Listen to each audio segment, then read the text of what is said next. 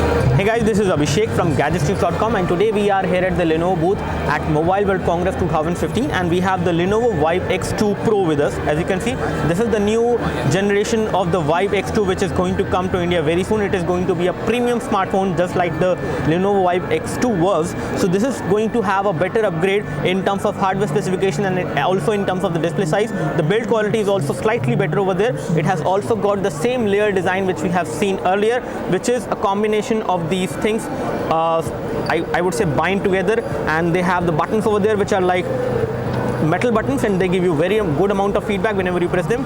And when at the top you can see that we have a secondary microphone for noise cancellation, we have a 3.5 audio jack.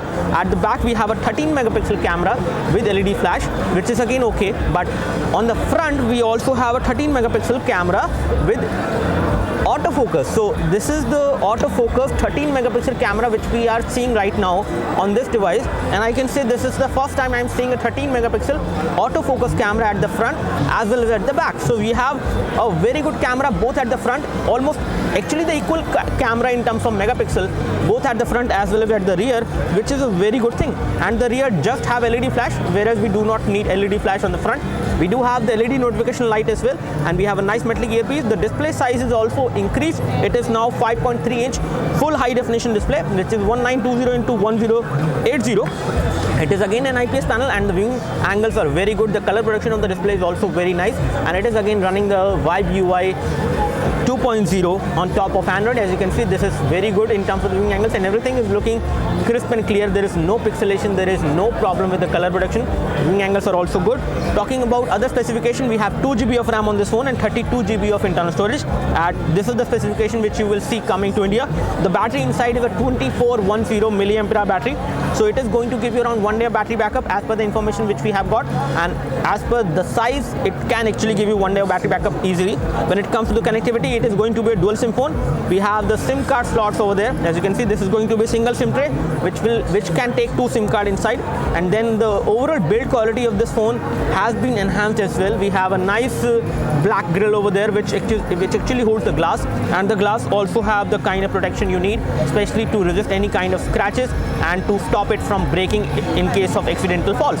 Talking about the loudspeaker is actually at the back again, which is not a very good design, I would say, because once you place this device like this flat on a table while watching a video, the sound will get muffled and blocked. We have the Lenovo branding over there, and again the thickness of the device is also not that much. It is not a very thin phone and not a very thick phone either. It is pretty good in terms of thickness, and the weight of the device is also kind of light. It is having the Snapdragon 615 chipset inside, which is an octa-core CPU, which is a 64-bit 1.5 GHz CPU.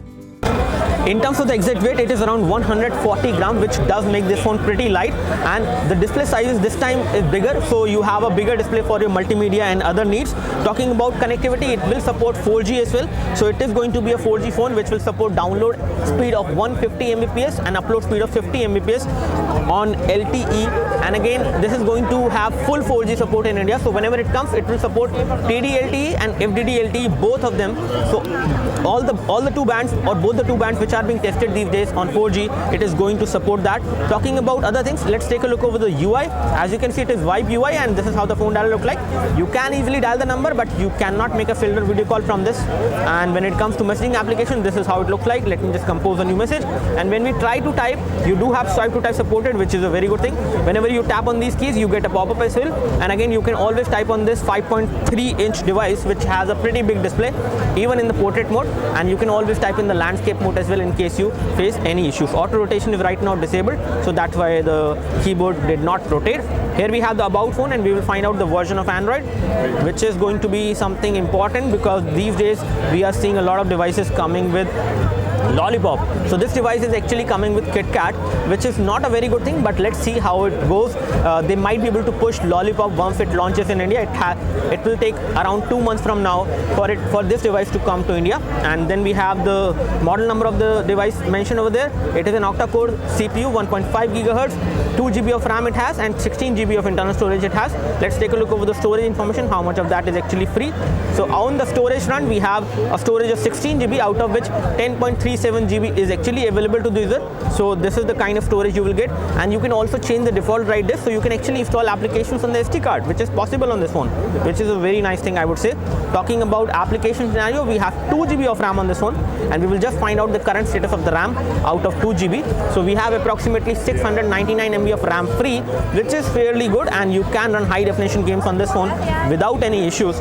It has got a pretty good display and a pretty good display clarity and a very good GPU as well inside, which can actually handle high definition games. Let's take a look over some other settings. When it comes to the location services, you do have that.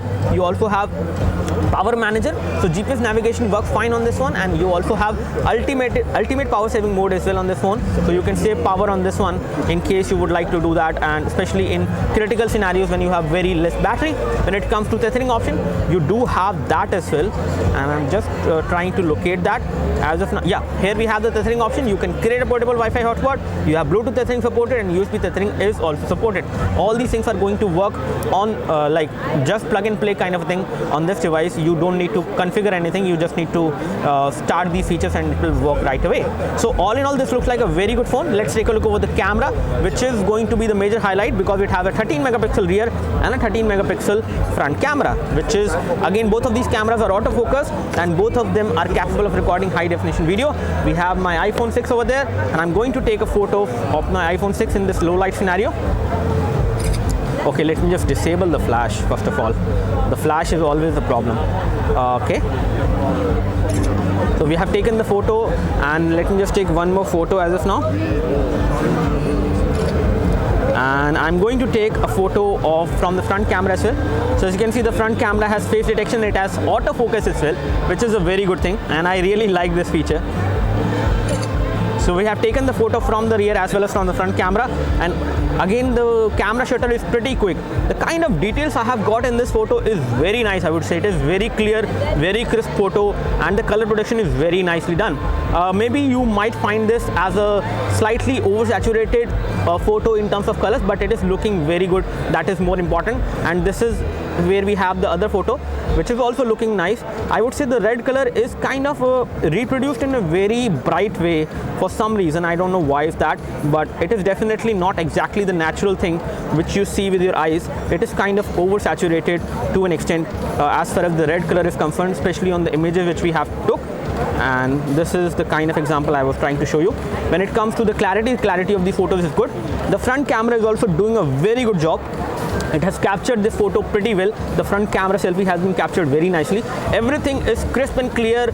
Colors are also looking good, but again, they are not exactly natural, but they are looking good, more, which may be more important for more people out there. But the front camera selfie and the rear camera photos are coming out to be very well, even in this low light scenario. So daylight, you can get a very good performance from this phone. All in all, this looks like a very good phone, which is going to come to India. It is going to be very premium. And when it comes to the kind of form factor you get with this phone, even when this phone is like 5.3 inch, which has a pretty good hardware inside, it is only going to be 140 grams, so it is going to be light, just like the Lenovo Vibe X2 which we have seen. So the Lenovo Vibe X2 Pro is going to come very soon. Once it comes to India, the Lenovo Vibe X2, either it will stop selling, or as per the information which we have, it might see a price drop. So you will be able to buy that for a lesser price. As of now, I think it is 20,000 rupees on Flipkart. I'm not sure where it is exactly, but this device is going to be slightly more than that. It is going to be around 20,000 rupees or slightly more than that in terms of the price when it comes to India.